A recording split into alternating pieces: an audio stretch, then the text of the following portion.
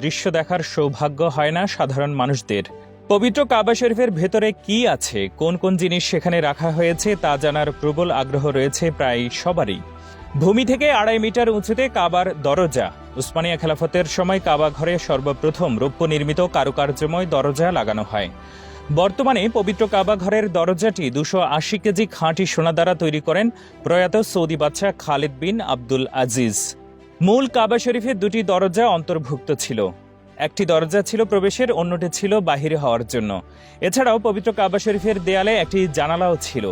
বর্তমানে পবিত্র কাবা শরীফে রয়েছে একটি মাত্র দরজা এবং কোনো জানালা নেই। কাবার ভেতরে ডান পাশে একটি সোনার দরজা আছে। এই দরজার নাম বাবুত তাওবা। কাবার ছাদে ওঠার জন্য এটি দিয়ে সিঁড়ির দিকে যাওয়ার ব্যবস্থা রয়েছে। দেয়ালের উপরের অংশে সাঁটানো সবুজ রেশমি কাপড় রয়েছে, তাতে কোরআনের বিভিন্ন আয়াত স্বর্ণখচিত করে অঙ্কিত।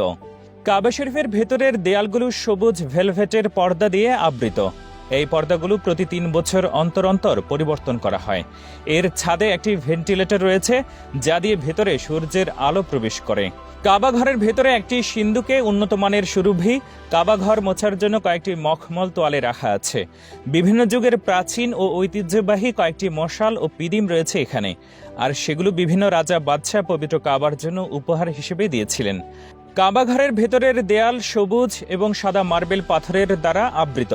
3টি খুঁটি বা স্তম্ভে ঝুলে আছে বিভিন্ন ডিজাইনের প্রদীপমালা। আরও রয়েছে বিশ্বনবীর ইবাদত করার স্থান, সৌদি বাদশাহর স্মারক, একটি বক্স আকৃতির টেবিল। এর উপর বিশেষ এক প্রকারের সুগন্ধি রাখা হয়, যার ফলে কাবার ঘর বন্ধ থাকলেও আবদ্ধ ঘরের গুমোট গন্ধ সৃষ্টি হয় না।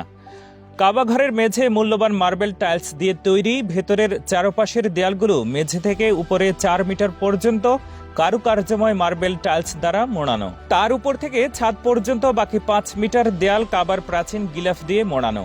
এই গিলাফটিতে রূপোর ক্যালিগ্রাফি আঁকা।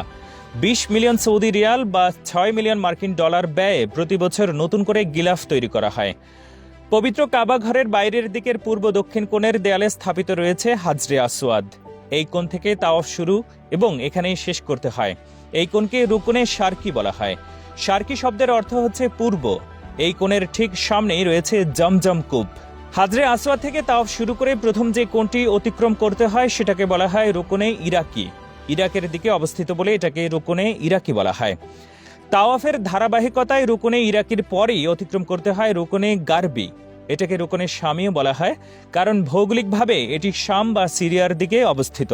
কাবা ঘরের চতুর্থ কোণ হচ্ছে ইয়েমেনের দিকে অবস্থিত রুকনে ইয়ামেনি। আবার এটি দক্ষিণ পূর্ব দিকে অবস্থিত বলে এটিকে দক্ষিণ কোণও বলা হয়। প্রতিবার তাওয়াফ শেষে নবী করিম সাল্লাল্লাহু আলাইহি সাল্লাম রুকনে ইয়ামেনি স্পর্শ করতেন।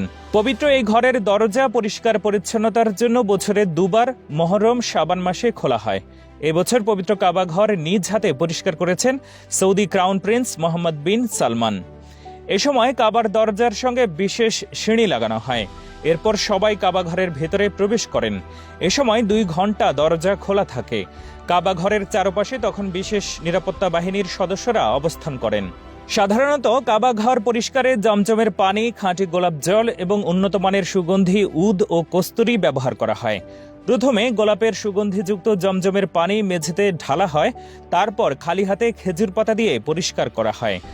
পরিষ্কার করার পর মেঝে ও দেয়াল কোমল সাদা কাপড় ও উন্নত মানের টিস্যু দিয়ে মোছা হয়।